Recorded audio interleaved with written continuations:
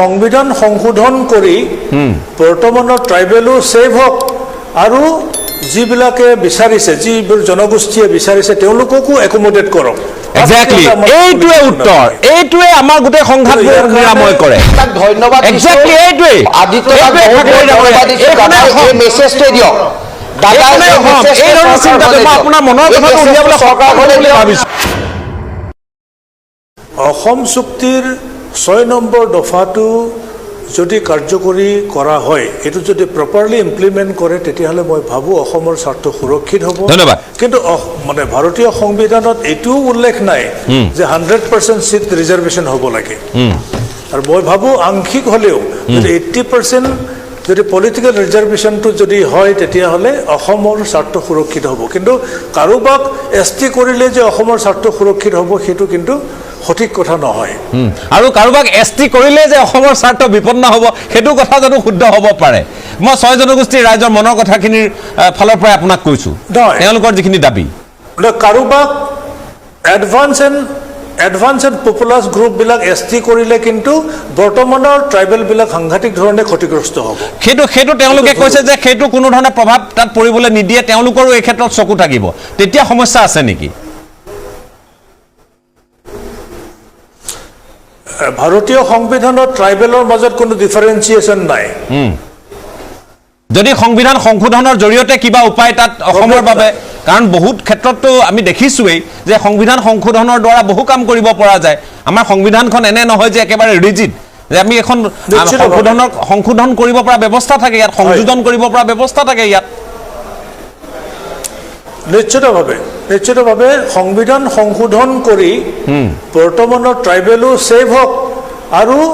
যিবিলাকে বিচাৰিছে যিবোৰ জনগোষ্ঠীয়ে বিচাৰিছে তেওঁলোককো একমোডেট কৰক এক্স্যাক্টলি এইটোৱে উত্তৰ এইটোৱে আমাৰ গোটেই সংঘাতবোৰ নিৰাময় কৰে এই কথাখিনিৰে আমাৰ সংঘাত এইটোৱে মই বিচাৰি আছিলোঁ সংবিধান সংশোধনৰ জৰিয়তে আপোনালোকে জোৰ দিয়ক ধন্যবাদ এক্স্যাক্টলি এইটোৱে আদিত্য এই মেছেজটো দিয়ক আপোনাৰ মনৰ কথাটো উলিয়াবলৈ চৰকাৰখনে বুলি ভাবিছোঁ এই মেছেজটো অসম আৰু অসমীয়া এক্স্যাক্টলি বহন আপোনাৰ লগত আছে আপোনাৰ সকলোৱে হয় ভৰ দিছে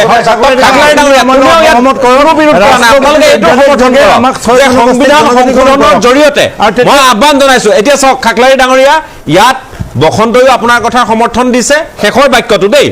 আপোনাৰ কথা সমৰ্থন ৰত্নাদিত্য বৰ্মনেও দিছে মই ভাবো যে জয়কান্ত মৰাণে ইয়াৰ বিৰোধিতা নকৰে বা আমাৰ বাকি চাহ জনগোষ্ঠী আদিবাসী বা ইয়াত থকা কংগ্ৰেছ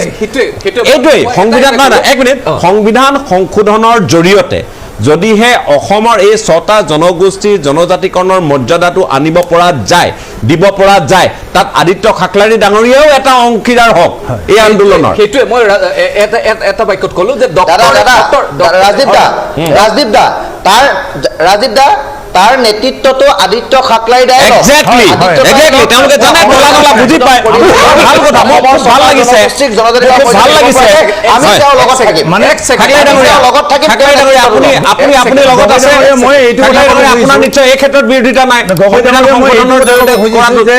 আমাৰ যেতিয়া সংবিধান সংশোধন কৰে কৰক তাৰ আগতে আমাক ৰাষ্ট্ৰপতিৰ অধ্যাদেশ যোগে আমাক যেনেকৈ দিছিলে 6 জনগোষ্ঠীক জনজাতিকৰণ কৰাৰ পিছত আমাৰ যি সংবিধান আছে সংশোধনী কৰি পেলাই আমাৰ কামখিনি কৰক যাতে এই 40 লাখ মানুহো সংকাত থাকিব নালাগে আৰু এই 6টা জনগোষ্ঠীৰ মানুহো যাতে তেওঁলোকেও যাতে ভাবিব নালাগে যে আমি অধিকাৰটো নাপালো মই এক সেকেন্ডত ক'লো যে ডক্টৰ হিমন্ত বিশ্ব শৰ্মা ডাঙৰীয়াই সকলো ধৰণৰ কাম কৰিব য'ত অসমীয়াৰ সুৰক্ষিত ভৱিষ্যত হয় প্ৰয়োজন হলে সংবিধান সংশোধন কৰিবৰ কাৰণে দাবী জনাব ঠিক আছে ধন্যবাদ মই সকলোকে ধন্যবাদ জনাইছো মই ভাবো বৰ গঠনমূলকভাৱে কথাখিনি হ'ল প্ৰথমে কিছু উষ্মা আছিল কিছু আপত্তি আছিল মই ভাবো ককাই ভাইৰ মাজত হয়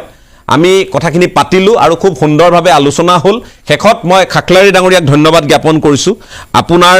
আজিৰ শেষৰ পৰ্যায়ৰ যিখিনি নমনীয় স্থিতি খুব ভাল লগা বসন্তই তাত সমৰ্থন দিছে ৰত্নাদিত্য বৰ্মনে সমৰ্থন দিছে জয়কান্তই সমৰ্থন দিছে কংগ্ৰেছ বিজেপিৰো তাত বিৰোধিতা মতে থাকিব নালাগে তেওঁলোকে কৈছে গতিকে এই 6টা জনগোষ্ঠীৰ জনজাতিৰ মৰ্যাদা লাভ কৰিবলৈ হলে সংবিধান সংশোধন হওক